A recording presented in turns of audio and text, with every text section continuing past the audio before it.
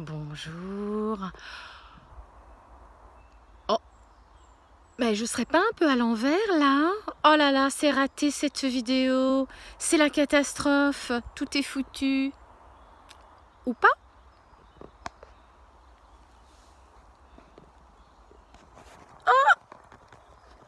Me revoilà. Aujourd'hui, une vidéo sur notre problème. Le problème que l'on a lorsque l'on arrête le temps. Quand on a l'impression d'échouer. Quand on a l'impression de rater. J'aurais pu arrêter la vidéo, me dire tout est foutu, il faut que je recommence, ah là là, catastrophe, c'est pas bon, etc. Ou pas. Bien, alors rebonjour, Sylvie, je vous fais des vidéos toujours à propos d'activer l'essentiel dans notre vie, dans votre vie et autour de vous, c'est-à-dire dans les différents secteurs de votre vie. Et puis pour les autres aussi, pour ce monde qui en a bien besoin d'activer l'essentiel. Alors là, j'avais envie de faire une seconde vidéo sur, en fait, une deuxième partie, en fait, d'une des dernières vidéos que j'ai faites sur objectif ou ambiance, sur le fait que on se réduit la vie. On réduit notre vie souvent à des petites choses, sur lesquelles on se crispe, que l'on voudrait absolument réussir, parce que l'on croit que c'est ça, être heureux, ou que c'est ça, être, je ne sais pas moi, bien vu. Oh pardon ma main, décidément aujourd'hui. Que c'est ça, être bien vu, être accepté, être aimé, réussir, etc. Et alors, quand ça marche pas, c'est la catastrophe quand même. Qu'est-ce qui reste ? Si les objectifs qu'on s'est fixés, si le timing qu'on s'est fixé, si la perfection que l'on s'est fixée, on ne l'atteint pas, ça ne marche pas, ça ne se passe pas comme on veut. Et j'avais fait une petite vidéo donc sur la côte bretonne pour vous dire on devrait arrêter d'avoir cet angle obtus sur ce que l'on veut obtenir, vouloir toujours des formes précises, vouloir obtenir ceci et pas autre chose, croire que notre vie dépend de tel diplôme, de tels amis, de telle personne, de telle configuration, de tels horaires, de telle sécurité. Peut-être pas, non ? Peut-être que c'est beaucoup plus vaste que ça. Il y a un avion. Les possibilités, peut-être que c'est beaucoup plus vaste que ça.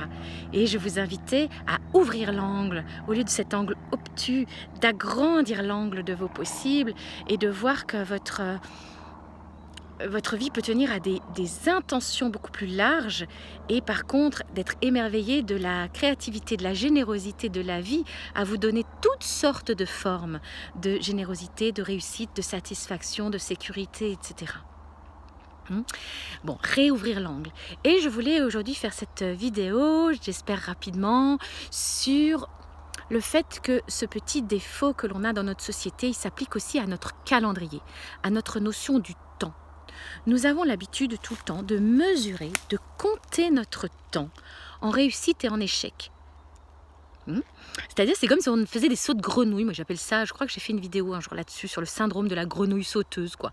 Alors, on compte notre temps qu'en fonction des réussites ou des échecs. Oh, il y a un bel effet de lumière et d'arc-en-ciel, de défragmentation de la lumière. Vous voyez, l'imperfection de la vidéo, ça crée des jolies choses, néanmoins, si on sait les accueillir. Bon, alors, donc, on en était au fait qu'on a une perception du temps qui est totalement tributaire de nos réussites ou de nos échecs, de nos satisfactions ou de nos déceptions. Et à chaque fois, on y croit à fond. On croit que la vie, notre vie, c'est de la satisfaction quand on est en plein dans la satisfaction. On croit que la vie, notre existence, c'est du désastre, de l'horreur, quand on est dans un moment d'échec, de déception, etc. Et là, je voudrais aussi, de la même façon que sur les objectifs formels ou l'ouverture des possibles, je voulais vous parler de réouvrir l'angle à propos de votre vision de votre temps, de votre agenda, de votre organisation, de votre calendrier. La vie et le temps ne se mesurent pas en rondelles de saucisson comme ça, de vos échecs, de vos déceptions, de vos réussites, de vos extases, de vos... Voilà. Sinon, vous allez être soit en haut de la vague, soit en bas de la vague, et vous allez être ballotté tout le temps. Mais vous allez croire à quoi? Alors, votre vie, c'est un désastre ou c'est une réussite? Vous voyez, ça va dépendre des moments, quoi. Ça va dépendre... voilà, c'est terrible. Or, le temps dont vous disposez, le temps de votre vie, ce merveilleux cadeau pour les terriens que nous sommes, le temps, eh bien, le temps d'une vie, ce n'est pas ces moments soit géniaux, soit super moches. Le temps d'une vie, c'est tout le temps, tout votre temps. Vous êtes là, merveilleux, en accomplissement, tout le temps. Que vous viviez un moment génial, ou un moment affreux, ou un moment entre les deux où vous avez l'impression qu'il ne se passe rien, au lieu de commencer à juger la situation et de mettre une note à votre vie parce que là, il ne se passe rien en ce moment, oh là là là, c'est la catastrophe, je suis nulle, je ne suis pas capable, ma vie, elle est chaotique, elle est nulle, ou je suis nulle, encore pire, ou les autres sont nuls, ils m'en veulent, ils sont méchants avec moi, enfin, etc. Vous voyez, toutes les choses qu'on peut se raconter, quoi, sur quand on évalue le temps comme ça, en réussite, échec, déception, satisfaction. Non, au lieu de faire ça, considérez donc que vous êtes une merveille en accomplissement tout le temps. Tout fait partie de votre vie. Votre vie, elle vous a été donnée avec les trucs géniaux et avec les trucs moches qui vont s'y passer.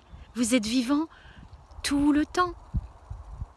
Et c'est là que vous allez réouvrir l'angle sur vous-même, sur les autres, sur les possibles. Parce que au lieu de vous crisper et de croire à ce qui se passe, à ce que vous ressentez, vous allez voir que mais je suis vivant tout le temps. C'est là que vous allez être en possession de vos moyens, de vos ressources, de vos etc. Parce que vous êtes vivant, parce que vous êtes la vie tout le temps. Vous n'êtes pas merveilleux et vivant que quand vous réussissez. Vous n'êtes pas je veux dire foutu et vivant parce que vous ressentez l'intensité d'une colère ou d'une tristesse ou d'une déception. Chez certains, ça peut aller au point de vouloir en finir. Mais non, vous êtes vivant tout le temps, tout le temps, tout le temps. La vie, c'est tout le temps.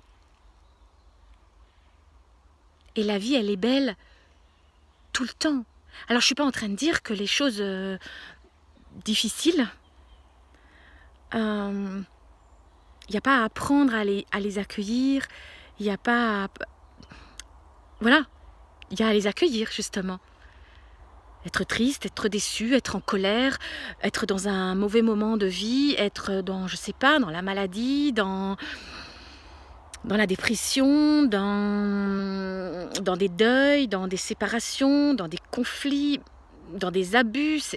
C'est pas simple. Mais vous êtes vivant tout le temps. Et si la vie est un cadeau divin, si la vie est une immense expérience de possible, c'est pas en croyant que c'est les choses que vous avez atteintes ou pas atteintes et perdues que vous allez vivre dans votre plein potentiel, dans le plein cadeau. C'est en conscientisant que tout est le cadeau, tout est l'expérience. Une des plus belles étapes spirituelles, c'est quand on est capable de se rendre compte que même un moment difficile, même une période très compliquée, même une maladie est un cadeau de la vie. Je vous suggère simplement d'aller regarder si vous ne pouvez pas revoir combien votre vie et combien vous êtes vivant tout le temps. Votre vie est là, palpitante, tout le temps. Arrêtez de vous fixer sur vos réussites ou de vous fixer sur vos échecs. Juste respirez dans le processus, respirez dans la vague. Vous êtes vivant tout le temps, pas seulement en crête de vague, ou dans le creux de la vague. Vous êtes vivant tout le temps et c'est ça qui est beau. Réouvrez l'angle, le regard sur votre temps. Vous avez tout le temps. Vous avez tout votre temps pour être vivant. Ça va changer beaucoup de choses parce que vous allez arrêter de courir après des réussites extatiques ou bien arrêter de rester coincé, à pleurer, à vous plaindre dans vos moments horribles et difficiles. Remettez-vous dans l'ensemble de votre vie cadeau, dans l'ensemble de votre temps de vie. Vous êtes vivant tout le temps.